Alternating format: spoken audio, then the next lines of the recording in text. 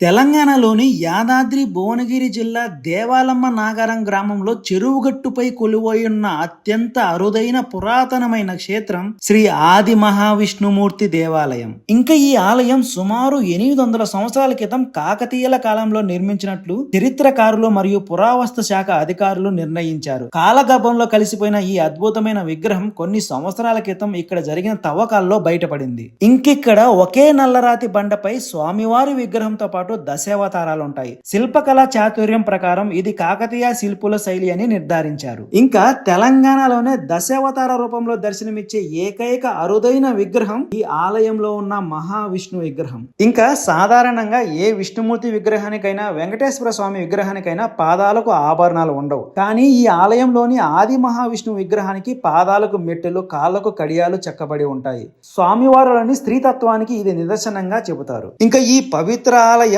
దేవాలమ్మ నాగారం గ్రామంలోని ఒక ప్రశాంతమైన చెరువు గట్టపై ప్రకృతి రమణీయత మధ్య కొలువై ఉంటుంది. ఇంకిక్కడ ప్రతి సంవత్సరం వైకుంఠ ఏకాదశి పర్వదినాన 3 రోజుల పాటు అత్యంత వైభవంగా బ్రహ్మోత్సవాలు నిర్వహిస్తారు. ఇంకా ఈ ఆలయం హైదరాబాద్ నుండి 60 కిలోమీటర్ల దూరంలో ఉంటుంది. ఈ ఆలయానికి సంబంధించిన మరిన్ని విశేషాలు డిస్క్రిప్షన్ లో ఇచ్చాను, చూడండి. ఓం నమో భగవతే వాసుదేవాయ.